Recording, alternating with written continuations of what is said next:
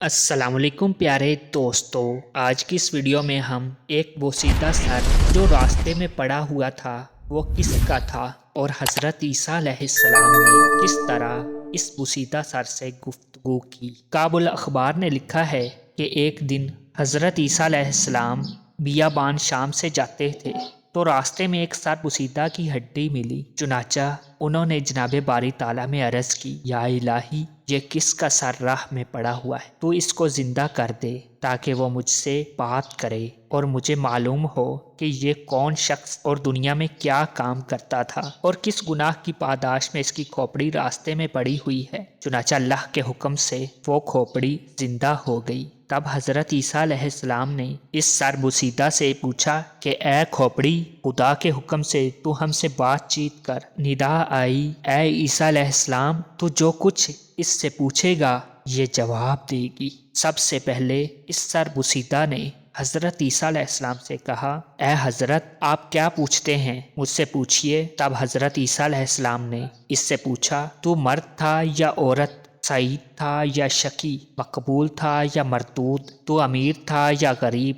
نیک تھا یا بد؟ دراز قد تھا یا کوتاہ قد؟ بخیل تھا یا سخی؟ اور مجھے یہ بھی بتا کہ تیرا کیا نام تھا؟ یہ سن کر اس کھوپڑی نے کہا، اے حضرت عیسیٰ علیہ السلام، میں بادشاہ تھا اور میرا نام جمجاہ بادشاہ تھا اور میں بہت زیادہ سخی تھا اور سعید و مقبول اور نیک دراز قد بھی تھا اور کئی بادشاہ میرے زیر فرمان تھے۔ دولت دنیا سب کچھ مجھ کو حاصل تھی اور مجھے کسی بات کا غم نہ تھا اور ہمیشہ عیش و نشاط میں رہتا تھا، اور 5000 غلام جوان و خوبصورت سرخ قبا پوش با شمشیر بندی دائیں بائیں کھڑے رہتے، اور 500 غلام ماہر ترانہ ساز اور 500 غلام با چنگ و چغانہ میری خدمت میں مدام حاضر رہتے تھے، اور 1000 لونڈیاں ترکی خوش آواز گانے والی ہر وقت میری مجلس میں رہا کرتی تھیں، اور 1000 لونڈیاں ہم جنس ہم قد ہم رنگ رقص کرتی تھیں، اور ان کا رقص ایسا ہوتا تھا کہ مرغان ہوا اور درندے چرندے دیکھ کر کھڑے رہتے تھے اور آدمی تو سکتے کے عالم میں رہ جاتے تھے۔ اے پیغمبر خدا، اگر میں اپنے تمام اوصاف و حشمت بیان کروں تو پھر آپ بھی تعجب کریں گے۔ اور جب میں شکار گاہ میں برائے شکار جاتا تھا تو 1000 اعلیٰ قسم کے گھوڑے ماں زین و زریں میرے ساتھ ہوتے تھے اور 1000 میرے شکار سفید قبا پوش و تاج مکلل برسر بازو بحری شاہین لے کر میرے ساتھ چلتے تھے، اور 1000 غلام با کمر زریں کلاہ گوشہ سرخ پوش میرے آگے اور 1000 اسی طرح میرے پیچھے، اور 1000 با سلاح دائیں طرف اور 1000 غلام بائیں طرف چلتے تھے، اور اس کے علاوہ 10,000 پیچھے رہتے تھے۔ اے پیغمبر خدا، اگر تم سے صفت شکار کی بیان کروں تو پھر آپ کو بڑا تعجب ہوگا، اور مشرق سے مغرب تک میری بادشاہت تھی اور میرے لشکر بے شمار تھے۔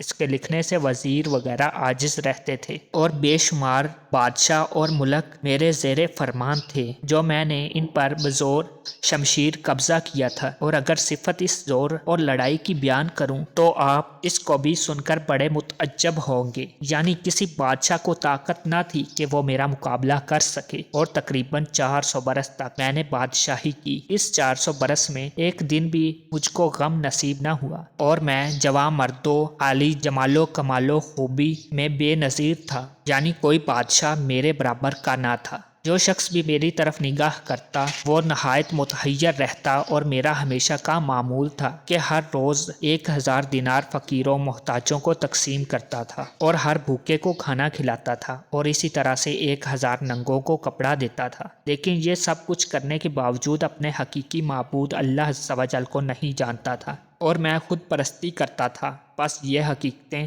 حضرت عیسیٰ علیہ السلام نے سر بوسیدہ سے سن کر پوچھا، تجھ کو مرے ہوئے کتنے دن ہوئے اور تو کس حال میں تھا؟ کیا تو نے ملک الموت کی صورت و شکل و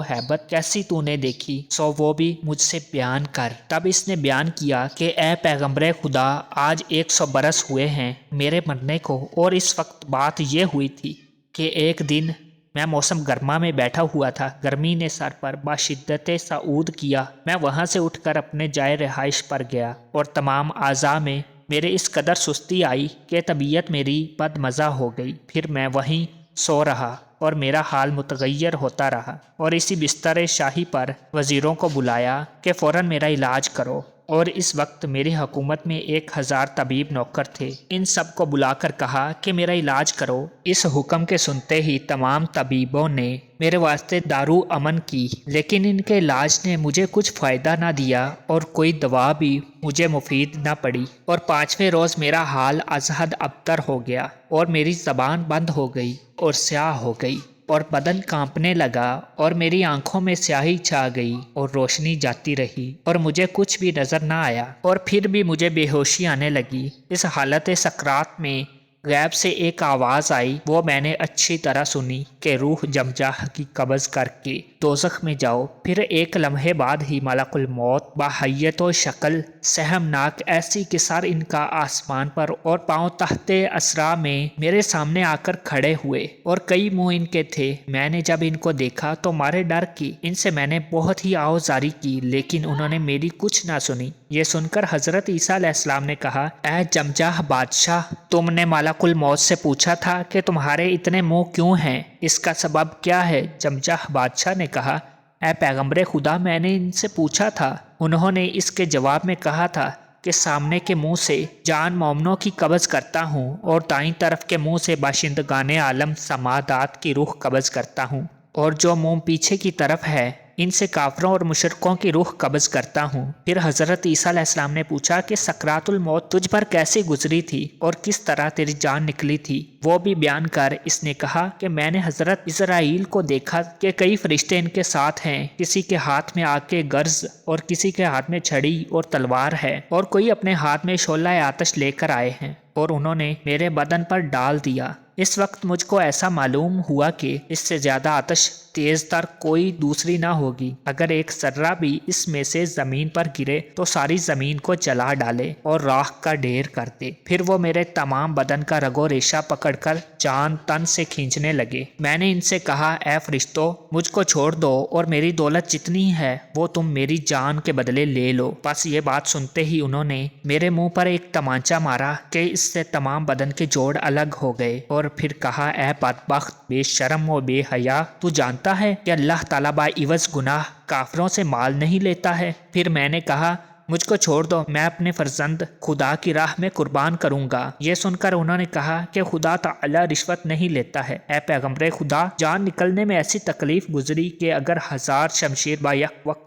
مجھ پر ماری جاتی تو بھی اتنی تکلیف نہ ہوتی۔ الغرض وہ فرشتے میری جان قبض کر کے لے گئے۔ اس کے بعد لوگوں نے مجھے کفن پہنایا اور پھر قبرستان میں لے جا کر مردوں کے ساتھ گورستان میں دفن کر دیا، اور مجھے اچھی طرح مٹی سے ڈھانک کر چلے آئے۔ پھر اس قبر میں میری دوبارہ جان آئی، اور منکر نکیر فرشتے آئے، اور وہ فرشتے بھی جو دنیا میں میرے ساتھ تھے آئے، اور کہنے لگے کہ جو تم نے دنیا میں بھلا و برا، نیکی و بدی کی تھی، سو وہ اب تم دیکھو اور اپنے کیے ہوئے کا مزہ چکھو، اور جو کچھ اپنا کیا ہوا بھلا تھا وہ اس وقت سب یاد آ گیا، اور میں اپنے کرتوتوں پر آنسو بہاتا رہا۔ اور جب منکر نکیر میرے پاس آئے تو ان کو دیکھ کر میرے عقل و ہوش جاتے رہے، کیونکہ میں نے ایسا کبھی کسی کو نہیں دیکھا تھا، اور ان کے آنے سے زمین خود بخود پھٹ جاتی تھی۔ انہوں نے قبر کے اندر آ کر مجھ بدبخت سے پوچھا، من ربو کا، یعنی تیرا رب کون ہے؟ اس وقت میں نے کہا کہ تم ہو۔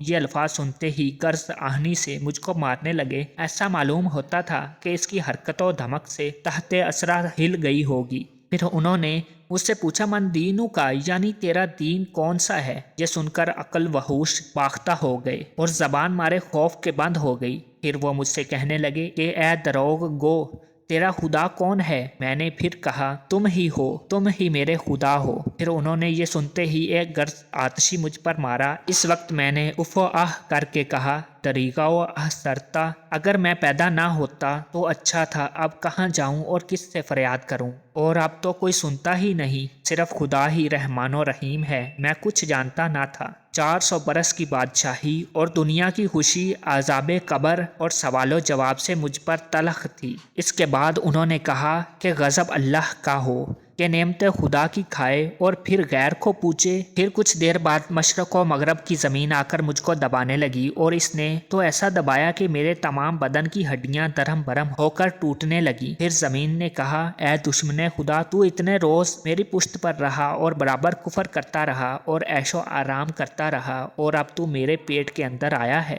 कसम है मुझको अपने रब की, मैं अब तुमसे अपना हक वसूल करूंगी और अल्लाह ताला का समझ लूंगी। फिर इसके बाद भी 2 फरिश्ते आए। वो बिल्कुल स्याह पोश थे और खशमनाक मालूम होते थे, यानी किसी को मैंने इससे कबल ना देखा था। मुझको यहाँ से पकड़कर अर्श के नज़दीक ले गए। ये देखकर मुझे कुछ इत्मीनान सा मालूम हुआ कि मैं अब शायद खुदा की रहमत की जगह आया हूँ। इतने में अर्श के किनारे से एक आवाज़ आई, इस शकील कलब को दोज़ख में ले जाओ। और अर्श के पास जाकर 4 कुर्सी जवाहरात से मरसा मैंने देखी। एक पर इब्राहीम खलीलुल्लाह और दूसरी पर मूसा कलीमुल्लाह और तीसरी पर मोहम्मद सल्लल्लाहु अलैहि वसल्लम हबीबुल्लाह और चौथी कुर्सी पर एक पैर मर्द खशमनाक बैठा था। और इसके पास कारखाना आतश ऐसा था और सलासलो अगलाल यानी जंजीरें और तोक सईर आतश इसके पास मौजूद थे और नाम इसका मालिक था। चुनाचा मुझको इसके पास ले गए और इसने